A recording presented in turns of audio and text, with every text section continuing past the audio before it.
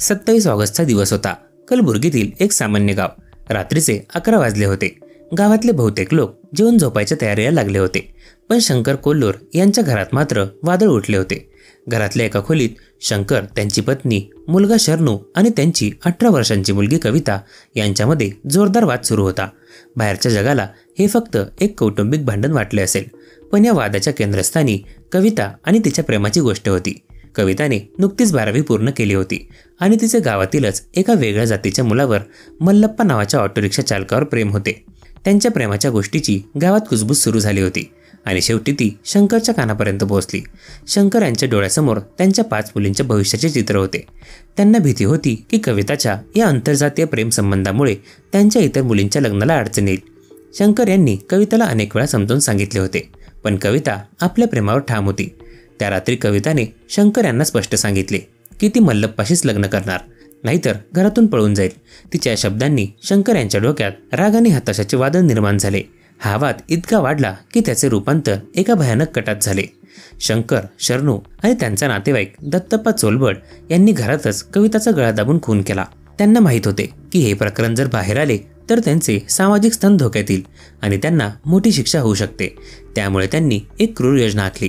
त्यांनी कविताच्या मृत शरीरात कीटकनाशक ओतले, ज्यामुळे लोकांना वाटेल की तिने स्वतःहून जीवन संपवलं आहे. पहाटेच्या वेळी जेव्हा गाव शांत झोपेत होते तेव्हा त्यांनी कविताचा मृतदेह एका पोत्यात गुंडाळला. शंकरच्या भावाचे शेत गावापासून काहीच अंतरावर होते.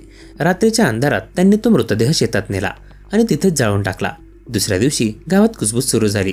शंकरची मुलगी कविता नाहीशी झाली आहे. शंकर यांनी गावकऱ्यांना सांगितले की कविताने विष प्राशन केले आणि त्यात तिचा मृत्यू झाला. त्यामुळे त्यांनी तातडीने तिच्यावर अंत्यसंस्कार केले. पण गावातील काही लोकांना या घटनेबद्दल संशय आला. कविताने जीवन संपवले आहे असं सांगून इतक्या घाईत अंत्यसंस्कार का केले असा प्रश्न त्यांना पडला. पोलिसांनाही एका अज्ञात व्यक्तीकडून माहिती मिळाली की एका 18 वर्षीय मुलीची हत्या झाली असून तिचा मृतदेह जाळण्यात आला आहे. या माहितीने पोलीस सतर्क झाले आणि त्यांनी तपास सुरू केला. जेव्हा पोलीस पथक शंकरच्या घरी पोहोचले तेव्हा त्यांनी विचारपूस केली. सुरुवातीला शंकर आणि त्यांच्या कुटुंबियांनी पोलिसांना सांगितले की कविताने स्वतः जीवन संपवलं, पण पोलिसांचा संशय वाढत होता. पोलिसांनी घटनास्थळी जाऊन पाहणी केली. त्यांना तिथं अर्धवट जाळलेले अवशेष मिळाले, ज्यावरून त्यांना खात्री पटली की हे प्रकरण आत्महत्येचे नसून हत्येचे आहे. यानंतर पोलिसांनी शंकरला ताब्यात घेतले आणि कसून चौकशी केली. अखेर शंकरने गुन्ह्याची कबुली दिली. पोलिसांनी दिलेल्या माहितीनुसार शंकरने सांगितले की मला माझ्या इतर मुलींच्या भविष्याची चिंता होती. कविताच्या एका निर्णयामुळे माझ्या संपूर्ण कुटुंबाला समाजाकडून त्रास होईल अशी भीती होती. या घटनेने संपूर्ण गावात खळबळ उडाली. शंकर कोल्हूरला अटक करण्यात आली, तर इतर 2 आरोपी शरणू आणि दत्तप्पा फरार आहेत आणि त्यांचा शोध पोलीस घेत आहेत. कविताचे प्रेमसंबंध आंतरजातीय होते, त्यामुळे तिच्या कुटुंबियांनी तिच्यावर ऑनर किलिंगचा गुन्हा केला. ही घटना समाजातील एका गंभीर प्रश्नाला समोर आणते. आजही जात आणि प्रतिष्ठेच्या नावाखाली निष्पाप जीवांचा बळी घेतला जात आहे. दरम्यान यावर आपलं काय मत आहे ते कमेंट करून नक्की कळवा.